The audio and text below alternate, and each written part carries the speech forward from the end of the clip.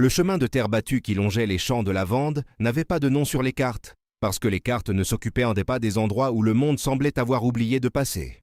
C'était une route étroite bordée de pierres grises, coincée entre des collines douces couvertes de chênes et de genêts sauvages, quelque part dans l'arrière-pays provençal, là où les villages comptaient moins de 200 âmes, et où tout le monde connaissait le prénom de tout le monde depuis 3 générations. Le soleil de septembre tombait en biais sur la vallée, peignant les tuiles des toits d'un orange profond, et le silence n'était rompu que par le chant d'une cigale obstinée, qui n'avait pas encore compris que l'été était fini. Céleste marchait depuis 2 jours. Elle avait les pieds dans des bottines usées dont la semelle gauche commençait à se décoller, une valise en toile cirée noire qui pesait plus qu'elle n'en avait l'air, et un ventre de 7 mois qui rendait chaque colline 2 fois plus haute qu'elle n'était. Elle marchait lentement, s'arrêtant aux fontaines des villages pour boire et mouiller son mouchoir qu'elle posait sur sa nuque, dormant la nuit précédente dans la grange d'un paysan charitable, qui n'avait pas posé de questions, ce qui était la forme de générosité la plus rare et la plus précieuse qui soit. Céleste avait 31 ans, mais elle portait dans le corps et dans les yeux le poids de quelqu'un qui en avait vécu 60. Son mari, Étienne, charpentier de son métier et homme de peu de mots mais de beaucoup de cœur, était mort 6 mois plus tôt d'un accident de chantier dans les faubourgs de Lyon. Une poutre mal fixée, un moment d'inattention, et tout ce qu'ils avaient construit ensemble s'était effondré plus vite que n'importe quelle maison mal bâtie. Il restait la dette du loyer, le ventre qui grandissait, et la certitude que Lyon n'avait plus rien à lui offrir qu'une chambre de bonne, qu'elle ne pourrait bientôt plus payer. Elle avait une tante à Marseille, une cousine à Avignon, mais ni l'une ni l'autre n'avait répondu à ses lettres, avec plus que des mots polis et vides de propositions concrètes. Elle avait appris que certaines solidarités familiales ne résistent pas au poids d'une femme seule, avec un enfant à venir et sans argent. Alors elle avait pris ce qu'elle pouvait porter, mis le reste dans la rue, et était partie dans la direction du sud, parce que vers le sud il y avait du soleil, et quand on n'a plus rien, on marche au moins vers la lumière. La ferme apparut au détour d'un chemin comme une promesse prudente. Pas une belle propriété de carte postale, non. Une bâtisse provençale solide aux murs de pierre ocre, avec des volets verts dont la peinture s'écaillait. Une grande cour pavée envahie par endroits par l'herbe folle. Un puits au centre, un poulailler au fond, des champs de lavande desséchés qui attendèrent la taille d'automne. C'était l'image d'un endroit qui avait connu des jours meilleurs et qui s'en souvenait encore, mais à peine. Céleste s'arrêta au portail de fer rouillé.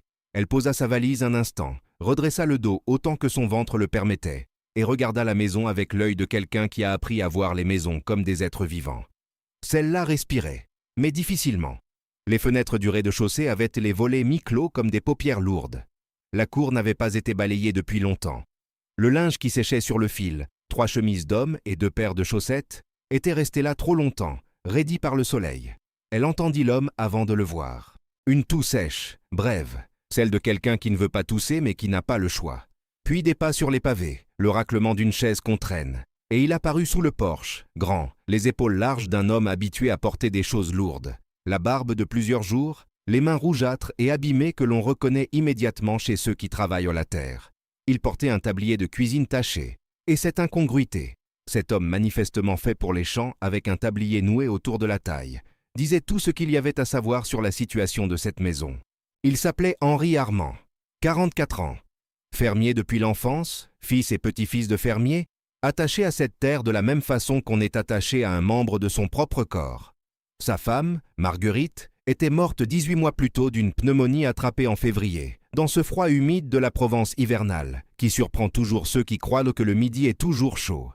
Il avait un fils, Lucien, 14 ans, qui s'était refermé sur lui-même après la mort de sa mère, comme une huître sur un grain de sable, transformant la douleur en silence, et le silence en une carapace que personne n'avait encore réussi à entamer.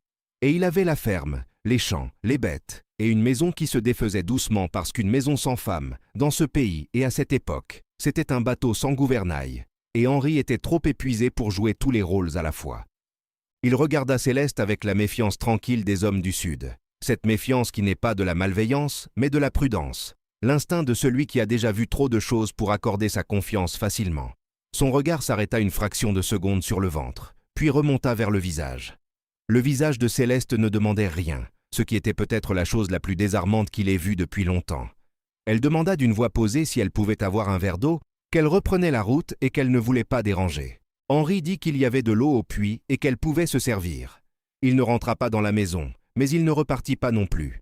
Il resta là sous le porche, regardant cette femme enceinte, pomper de l'eau, avec une dignité qui ne demandait pas de pitié. Boire longuement, mouiller son mouchoir et poser la main sur son ventre avec ce geste instinctif et ancien que font les femmes enceintes depuis toujours, comme pour dire à l'enfant que tout va bien même quand ce n'est pas tout à fait vrai.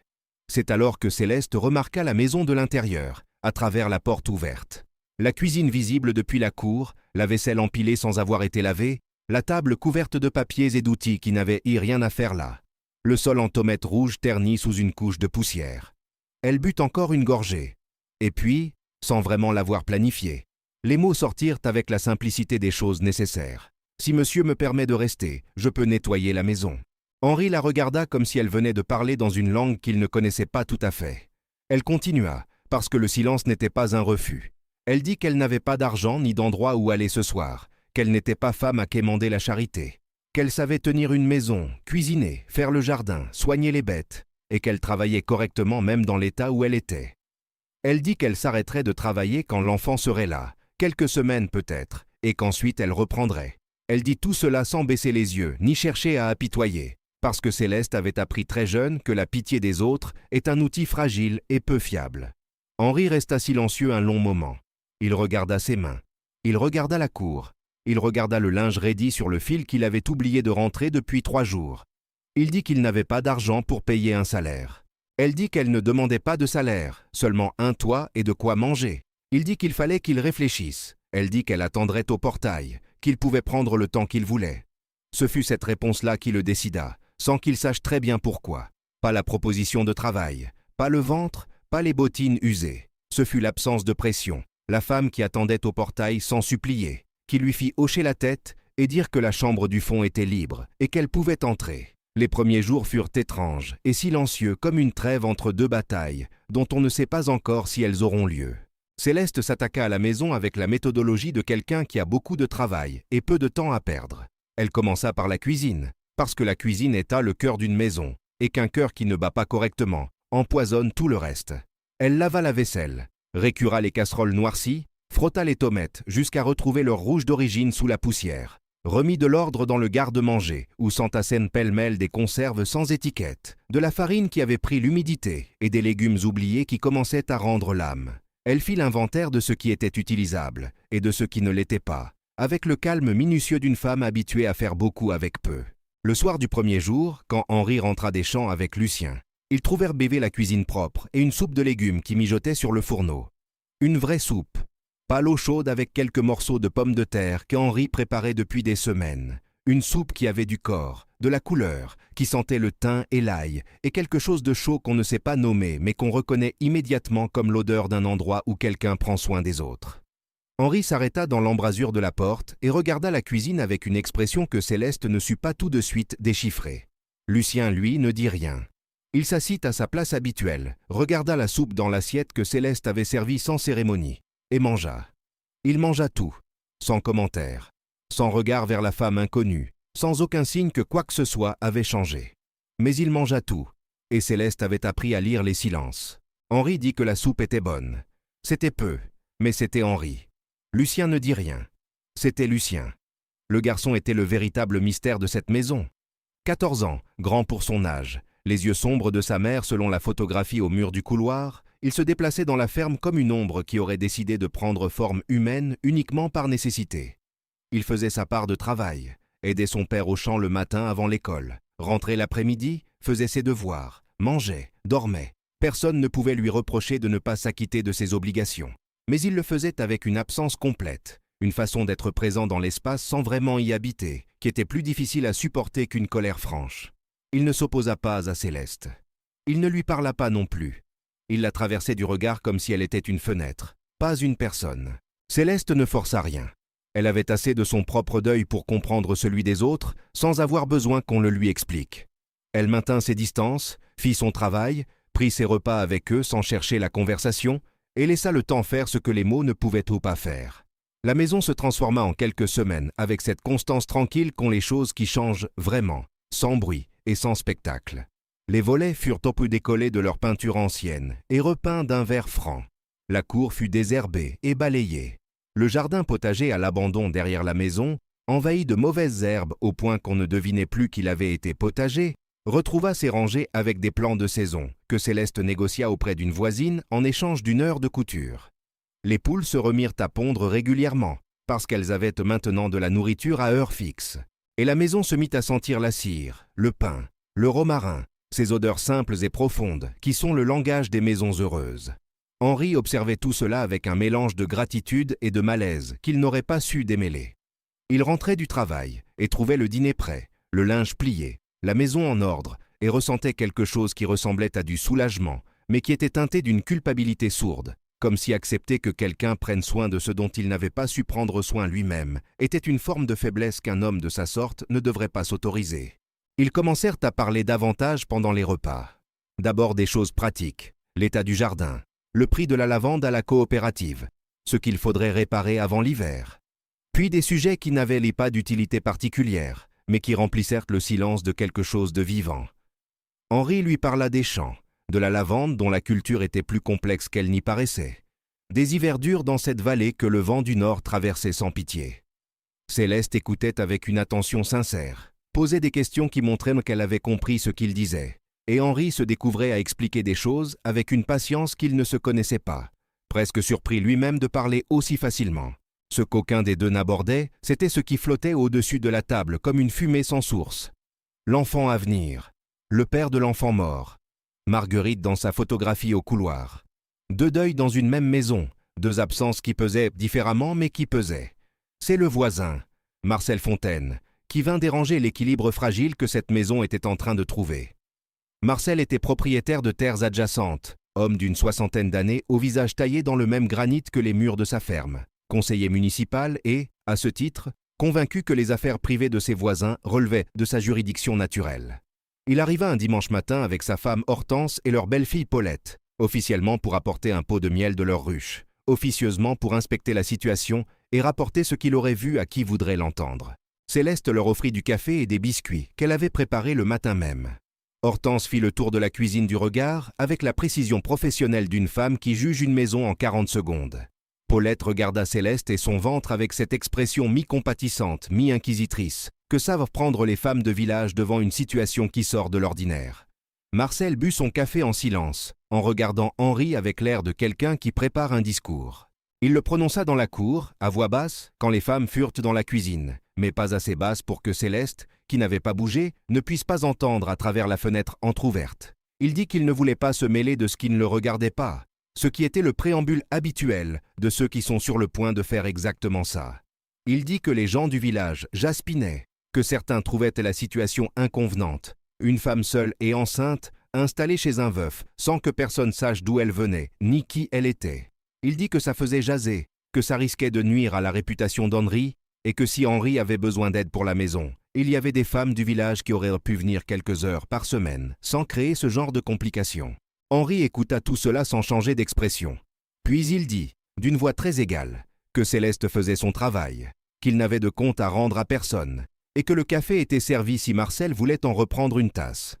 Marcel repartit avec son miel et ses opinions, et Henri rentra dans la cuisine sans rien dire de la conversation. Mais quelque chose dans ses épaules, ce soir-là, était différent.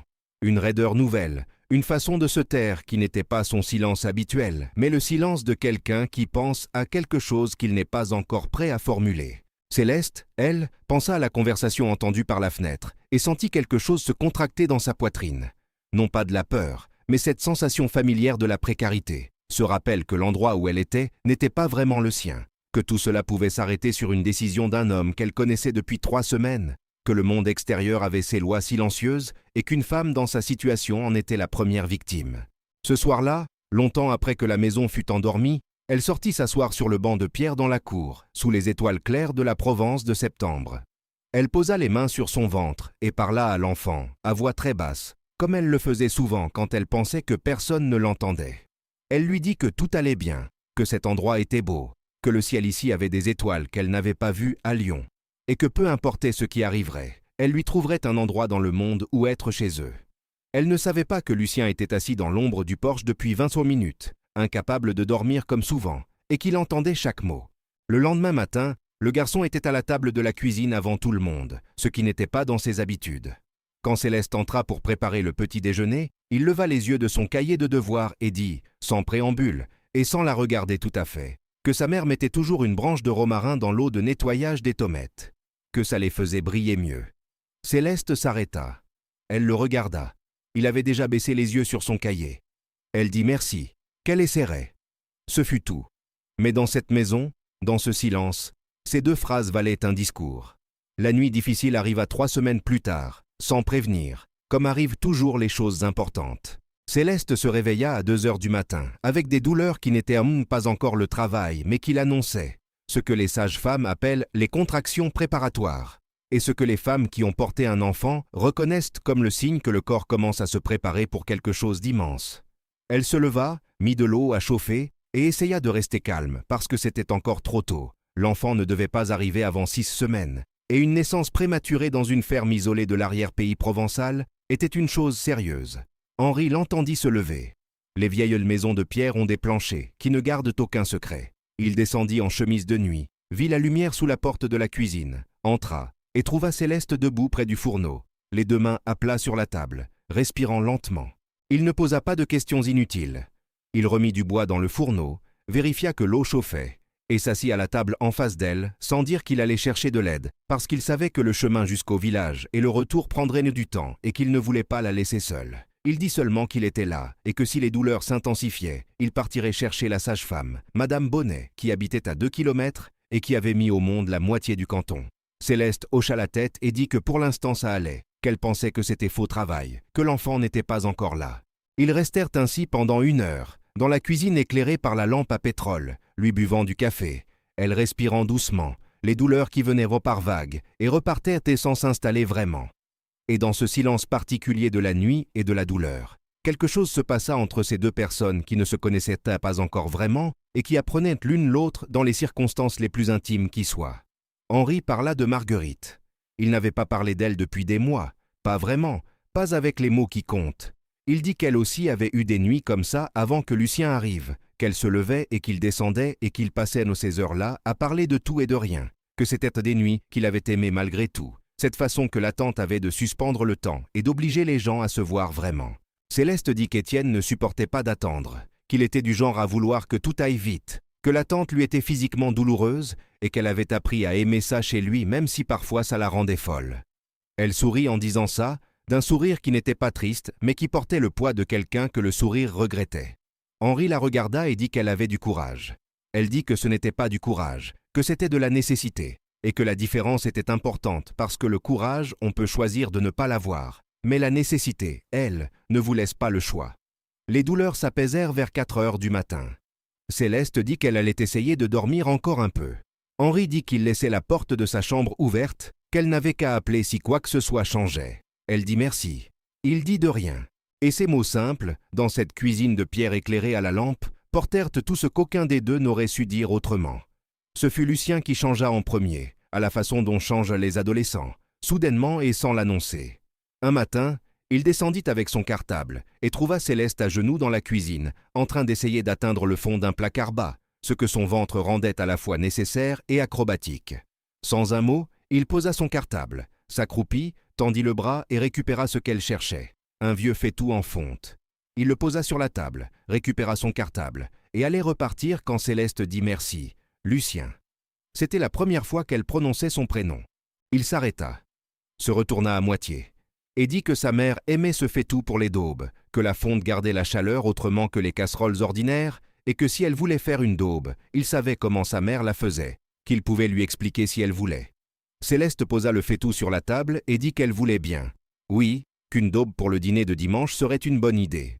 Il s'assit, posa son cartable, et pendant 10 minutes, avec la précision étrange et touchante d'un adolescent qui récite quelque chose qu'il a appris par cœur sans le savoir, il lui expliqua comment Marguerite faisait sa daube provençale. La viande marinée la veille dans le vin rouge avec les herbes. L'écorce d'orange séchée qu'elle ajoutait toujours, que son grand-père lui avait appris. Les olives noires mises à la toute fin, jamais avant. Céleste écoutait et prenait des notes dans le carnet qu'elle gardait toujours dans la poche de son tablier. Et quand il eut fini, elle lui demanda si sa mère avait d'autres recettes qu'il se rappelait. Ce fut le début d'une série de conversations étranges et précieuses, le dimanche matin principalement, où Lucien s'asseyait à la table de cuisine et racontait des recettes. Pas des recettes précises, avec des grammes et des températures, mais des recettes souvenirs. Des recettes racontées comme on raconte un souvenir, avec les odeurs et les moments et les petits détails qui n'ont rien à voir avec la cuisine, mais qui sont toute la cuisine. La tarte aux abricots que sa mère faisait en juillet quand les abricots du voisin étaient mûrs. Le gratin de courge du vendredi soir d'hiver. La limonade maison pour les grandes chaleurs. Céleste notait tout. Et en notant, elle comprit ce que Lucien était en train de faire sans le savoir lui-même. Il construisait un monument. Il dressait la liste de ce qui avait existé pour que ça ne disparaisse pas tout à fait. Et chaque recette qu'elle écrivait dans son carnet était une façon de dire que Marguerite avait vécu là, avait cuisiné dans cette cuisine, avait aimé ses fils et son mari et sa maison, et que tout ça comptait encore. La crise vint d'où elle vient toujours dans les petits villages, d'une langue trop longue et d'une oreille trop attentive. Hortense Fontaine, la femme du voisin, avait raconté à Paulette, qui avait raconté à la boulangère, que cette femme enceinte et sans mari installée chez Henri Armand était en réalité une fille de rien qui avait menti sur sa situation, que le mari mort était peut-être une invention pour se faire plaindre, et que Henri était trop seul et trop bon pour voir qu'on profitait de lui. Le village de 200 âmes avait fait ce que font les villages de 200 âmes avec une histoire comme celle-là, l'avait passé de maison en maison avec les amplifications et les déformations propres à chaque relais, jusqu'à ce que la version qui circulait n'ait presque plus rien à voir avec la réalité, comme toujours. Céleste l'apprit un mardi matin quand elle alla au marché du village pour la première fois. Elle sentit les regards avant de comprendre pourquoi. Elle vit deux femmes s'arrêter de parler quand elle passa. Elle entendit un murmure derrière elle à l'étal du fromager. Et quand elle demanda au boucher de lui couper un morceau d'épaule pour la daube du dimanche, le boucher lui dit que Henri avait oublié de payer sa dernière commande et qu'il préférerait que ce soit Henri qui vienne lui-même. Céleste posa le porte-monnaie sur l'étal, dit qu'Henri lui avait donné de l'argent pour faire les courses, et que si le boucher voulait être payé à la semaine comme avant, ça pouvait se faire. Elle dit tout cela avec un calme qui ne demandait pas de pitié et n'exprimait pas de colère. Et le boucher, légèrement décontenancé par une femme qui ne réagissait pas comme il avait dû l'imaginer, lui coupa son épaule sans rien ajouter. Elle rentra à la ferme, fit les daubes et ne dit rien à Henri. Mais Henri rentra 2 jours plus tard avec le visage fermé de quelqu'un qui vient d'avoir une conversation désagréable. Il avait croisé Marcel Fontaine au café du village, et Marcel avait trouvé le moyen de lui glisser, avec cette politesse venimeuse des gens qui croient qu'emballer une blessure dans des bons mots la rend moins blessante, que la situation était difficile à comprendre pour les gens du coin, qu'une femme comme ça, sans famille, sans attache, enceinte de quelqu'un de mort, c'était une situation qui posait des questions auxquelles Henri devrait peut-être réfléchir. Henri mangea son dîner en silence. Un bon dîner, une soupe de pois chiches avec des herbes, du pain frais, du fromage. Il mangea tout, mais il ne goûta rien, et Céleste le vit et ne dit rien non plus parce qu'il y avait des silences qu'il fallait laisser faire leur travail. Après le repas, quand Lucien fut monté faire ses devoirs, Henri resta à table et regarda ses mains un long moment.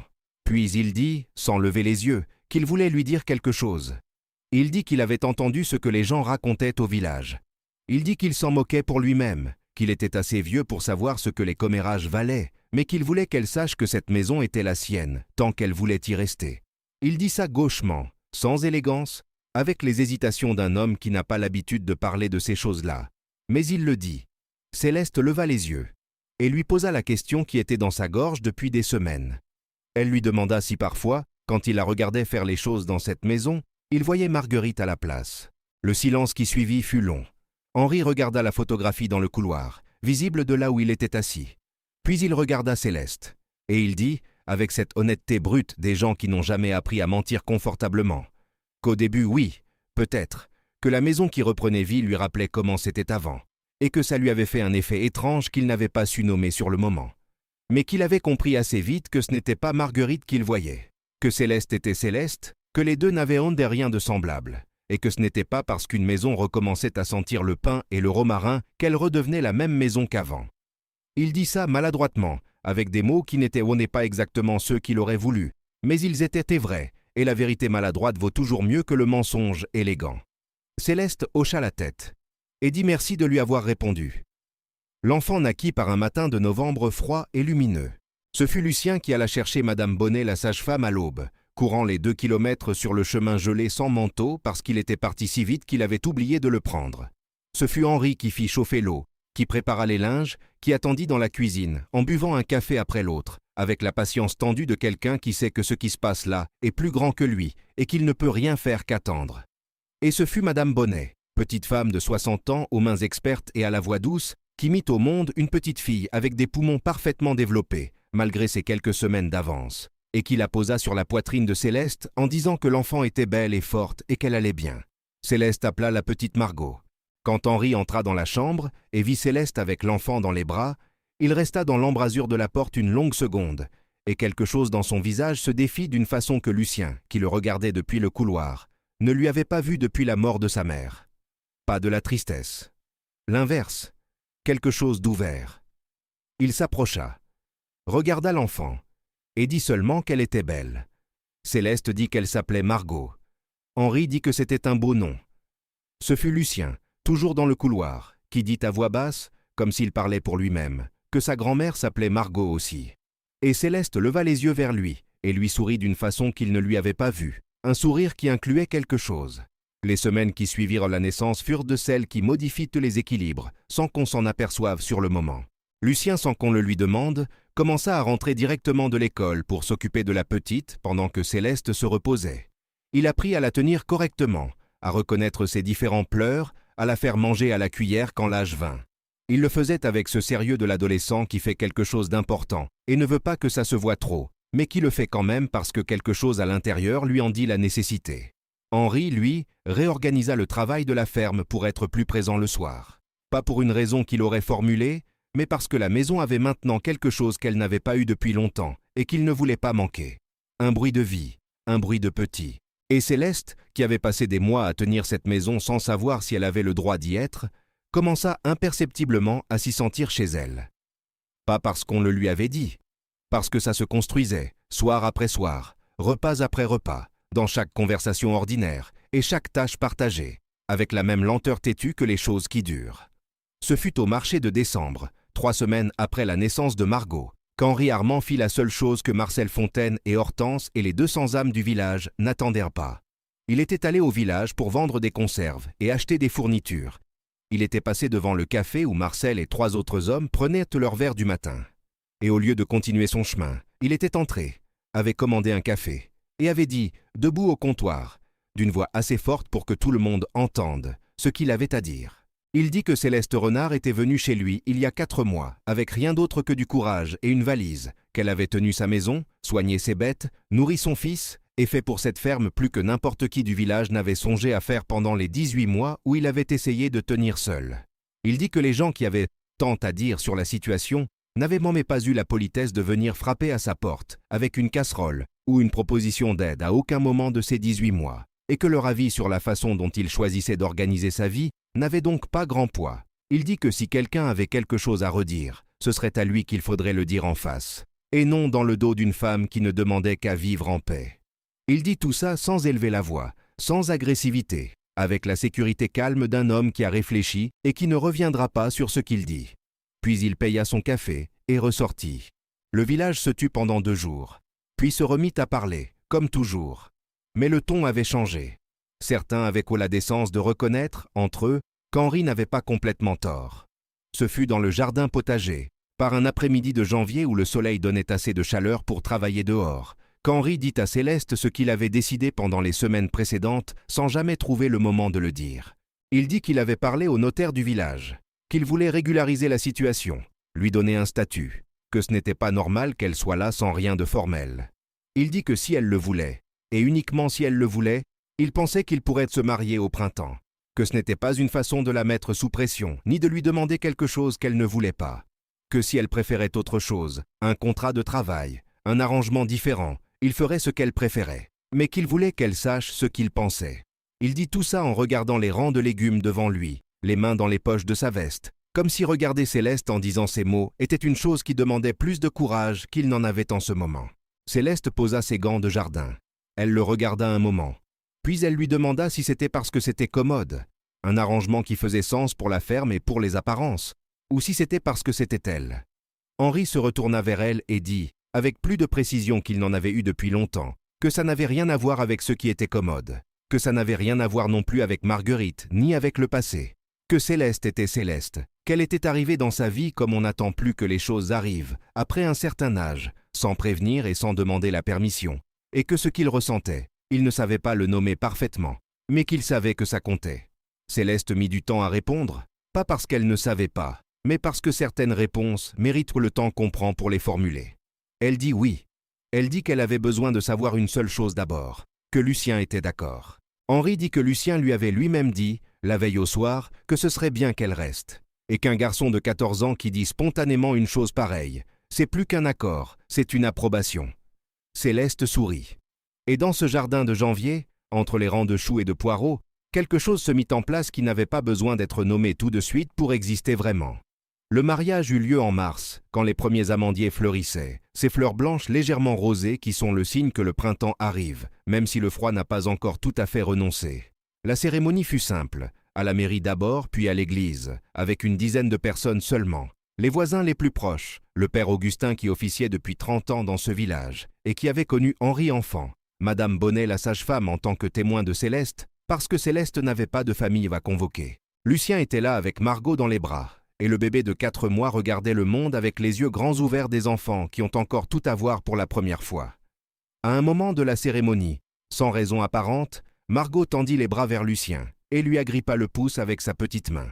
Et Lucien baissa les yeux sur elle avec une expression que personne ne chercha à analyser, mais que tout le monde vit. Le repas fut servi dans la grande salle de la ferme, avec les voisins et quelques gens du village qui avaient de fini par revenir à des sentiments moins tranchés. Il y avait la daube de Marguerite, faite selon les indications de Lucien, avec l'écorce d'orange et les olives noires mises à la fin. Il y avait du pain maison, du fromage local, du vin de la cave d'Henri que l'on n'avait pas ouverte depuis longtemps. Et il y avait cette chaleur particulière des maisons où l'on mange ensemble, où les conversations se croisent, où les enfants courent entre les chaises, où la lampe donne une lumière dorée sur des visages qui, pour quelques heures au moins, ont posé leur fardeau. Marcel Fontaine vint en fin d'après-midi, seul, sans Hortense. Il trouva Henri dans le couloir et lui tendit une bouteille de sa propre cave en disant peu de choses, seulement qu'il avait eu tort d'intervenir dans ce qui ne le regardait pas, et qu'il espérait que les choses iraient bien. C'était maladroit et insuffisant, mais c'était dit. Et Henri prit la bouteille sans rancœur, parce que ce n'est pas son genre. Les années qui suivirent portèrent la marque de ce que cette maison était devenue, un endroit où l'on avait appris, au prix de beaucoup de silence et de quelques moments difficiles, que recommencer n'est pas trahir. Lucien grandit et reprit la ferme avec Henri, devenant ce fils qu'on espère, et qui surprend quand même par ce qu'il accomplit.